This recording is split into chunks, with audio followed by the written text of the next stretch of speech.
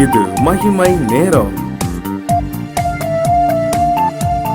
ஆண்டவராகிய இயேசு கிறிஸ்துவின் ஈடு இணையற்ற நாமத்தில் மகிமை டிவி நேயர்களை அன்புடன் வாழ்த்தி வரவேற்கிறேன். இந்த பரலோக கிரீடங்கள் அப்படின்ற தொடர்ல இறுதி நிகழ்ச்சிக்கு உங்களை அன்புடன் வரவேற்கிறேன். நம்ம கடந்த நாட்கள்ல 5 விசுவாச வீரர்களுக்குரிய கிரீடங்களை பார்த்தோம். ஆண்டவராகிய இயேசு கிறிஸ்து அணிந்திருக்கிற பொற்கிரீடத்தை குறித்து தியானித்தோம். இந்த நாள்ல நம்ம தியானிக்க போகிறதான மிக முக்கியமான கிரீடம் அப்படின்னா, இந்த கிரீடங்களுக்கெல்லாம் அடித்தளமாய் காணப்படுகிற முட்கிரீடத்தை குறித்து தான் நம்ம தியானிக்க போகிறோம். நம்ம எல்லாரும் கிரீடம் சூடணும். அநேக கிரீடங்கள் பரலோக ராஜ்யத்தில் நமக்கு வைக்கப்பட்டிருக்கிறது. அந்த கிரீடங்களை சூடணும் அப்படின்றதற்காக தான் ஆண்டவராகிய இயேசு கிறிஸ்து சிலுவையில முற்கிரீடம் சூடப்பட்டார் அப்படின்றது நம்ம பார்க்கிறோம். நம்ம எல்லாரும் சிங்காசனத்துல அமரணும் அப்படின்றதுக்காக தான் அவர் அவமானமான அந்த சிலுவையில அந்த முற்கிரீடத்தை சுமந்து கொண்டார் அப்படின்னு சொல்லி பார்க்கிறோம். இந்த நாள்ல இந்த முற்கிரீடத்தை குறித்து தியானித்து இந்த தொடரில நிறைவு பகுதிக்கு நேராக நம்ம இருக்கிறோம்.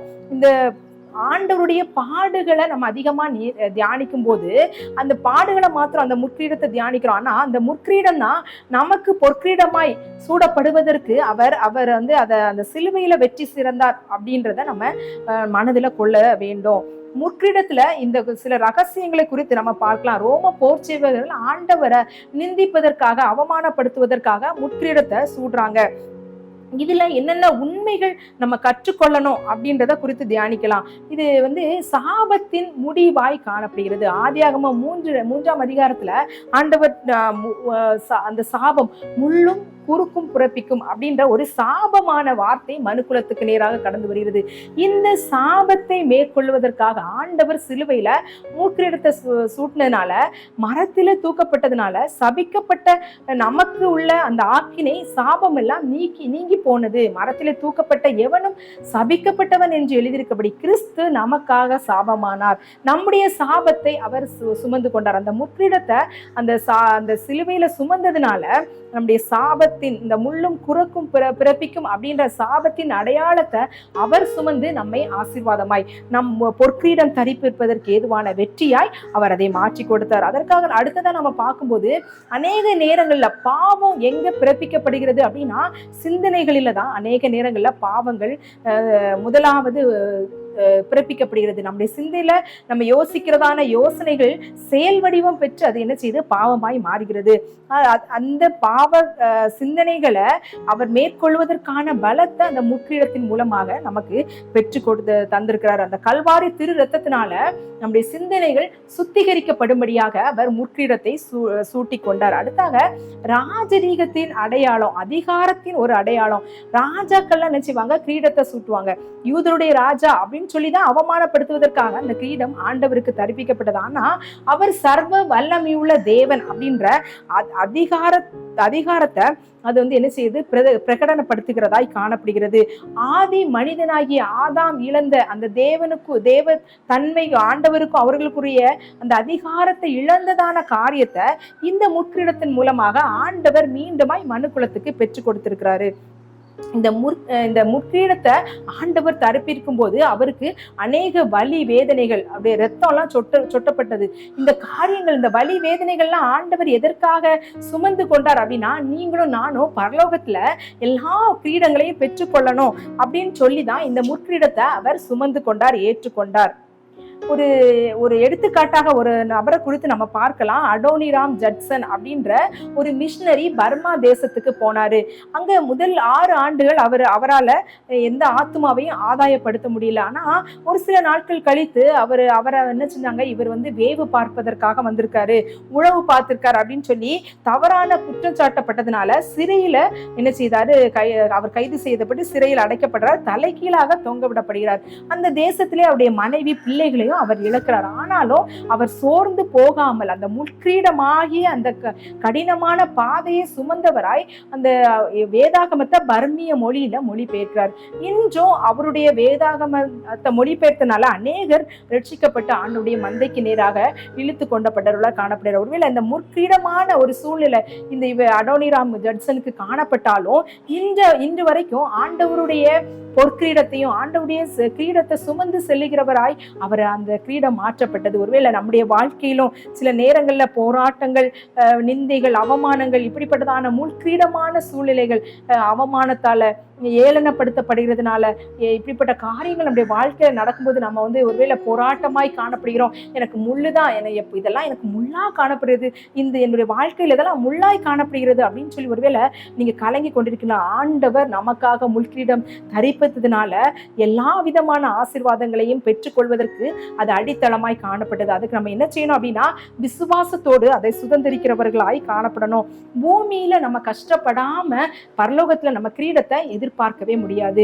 எந்த ஒரு காரியத்துக்கும் நம்ம கஷ்டப்பட்டு நம்ம வாழ்ந்தோம் அப்படின்னா அதற்குரிய பலன் உண்டு. அதே மாதிரி நம்முடைய வாழ்க்கையில இந்த உலக ஓட்டத்துல நம்ம ஒருவேளை முள்களை போன்ற பாடுகள்ல நம்ம நடந்து சென்றாலும் முடிவில நமக்கு அது பரலோகத்துல மிகப்பெரிய பலன் உள்ளதாக, கிரீடம் சூட்டப்படுகிறதாக நமக்கு காணப்படுகிறது. இல்லை, எந்த விதமான சந்தேகம் இல்லை.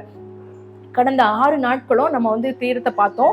இந்த நாள்ல நம்ம ஒரு கிரீடத்தை பார்த்தோம். நம்ம 7 கிரீடங்களை நம்ம பார்த்திருக்கிறோம். இந்த கிரீடத்துல என்னென்ன காரியங்கள் இருக்கு அதை நம்ம ஆழமா நம்ம பதித்து கொண்டு நம்முடைய வாழ்க்கையில அதை அபியாசப்படுத்தி இந்த உலக வாழ்க்கைக்கு பின்பதாக இருக்கிற காரியத்துல அந்த கிரீடத்தை பெற்றுக்கொள்ளணும் அப்படின்னு விசுவாசத்தோடு ஓட இது உங்களுக்கு உற்சாகமா இருக்கும் அப்படின்றதுல நான் விசுவாசிக்கிறேன்.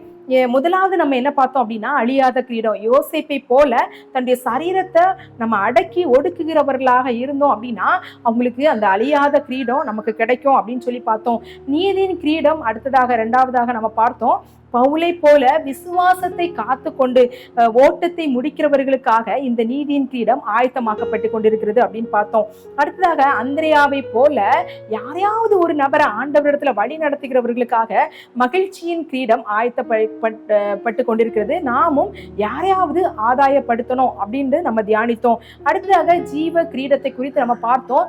யோபுவை போல சோதனையை சகிக்கிறவர்களுக்கு உத்தமன் என்று விளங்கின பின்பு அவர் ஜீவ கிரீடத்தை கொடுக்க வல்லமை உள்ளவராக இருக்கிறார். நம்முடைய வாழ்க்கை ஓட்டத்திலும் சோதனையான நேரங்களில் ஆண்டவரை அண்டி கொள்ளுகிறவர்களாக, அவரை முழுவதுமாய் விசுவாசிக்கிறவர்களாக இருக்கிறவர்களுக்கு, உத்தமனாய் விளங்குகிறவர்களுக்கு இந்த ஜீவ கிரீடம் கிடைக்கும் அப்படின்றத நம்ம தியானித்தோம். அடுத்ததாக மகிமையின் கிரீடம்.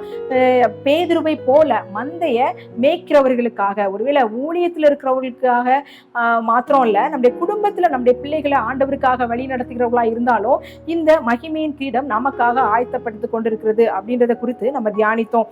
அடுத்ததாக பொற்கிரீடத்தை குறித்து நம்ம தியானித்தோம். செருபாபேலை போல ஆண்டவருடைய ராஜ்யத்தை கட்டி எழுப்புகிறவர்களுக்கு, இந்த வெற்றி வீரர்களுக்காக இந்த பொற்கிரீடம் கொடுக்கப்பட்டிருக்கிறது. இது எல்லாவற்றுக்கும் இந்த அடித்தளமாய் காணப்பட்ட முள்கிரீடத்தை குறித்து நம்ம பார்த்தோம். இயேசு கிறிஸ்து இந்த முள்கிரீடத்தை சுமந்து கொண்டதுனால இந்த எல்லா கிரீடத்தை சுதந்திரிப்பதற்கு நாம பங்குள்ளவர்களாய் அவர் மாற்றினார் அப்படின்னு சொல்லி பார்க்கிறோம். நம்ம இந்த அருமையானவர்களை இந்த நேரத்தில் நம்ம சிந்திக்க அழைக்கப்படுகிறோம். பேரளவு கிறிஸ்தவ வாழ்க்கை வாழுகிறோமா, உண்மையிலே பரலோகத்துக்குரிய வாழ்க்கை வாழுகிறோமா அப்படின்னு சிந்திக்க அழைக்கப்படுகிறோம். ஒருவேளை எல்லார போல நான் வாழ்றேன் அப்படின்பது அல்ல, ஆண்டவர் நம்மை பிரித்தெடுத்த வாழ்க்கை வாழும்படியாக அழைக்கப்பட்டிருக்கிறாரு. எல்லாரும் இதை செய்யறாங்க நானும் செய்யறேன் அப்படின்னு சொல்லுவது அல்ல.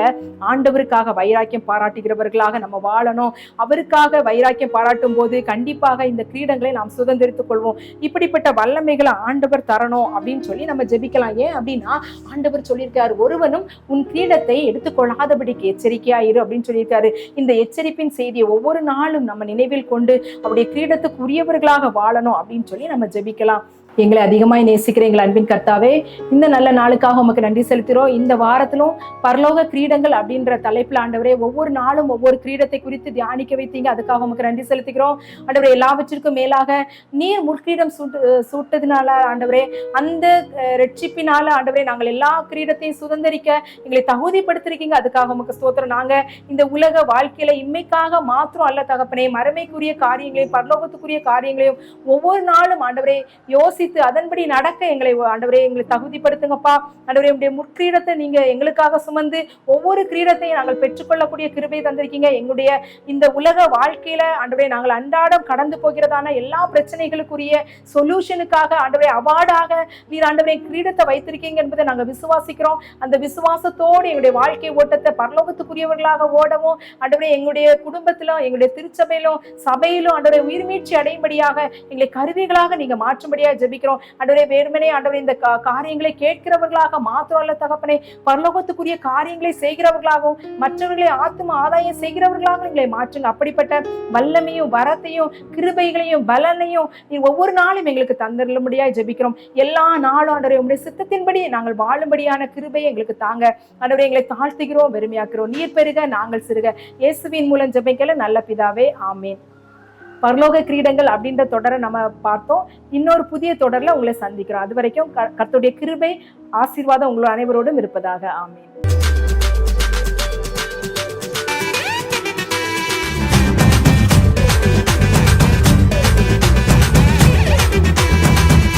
மகிமை மகிமை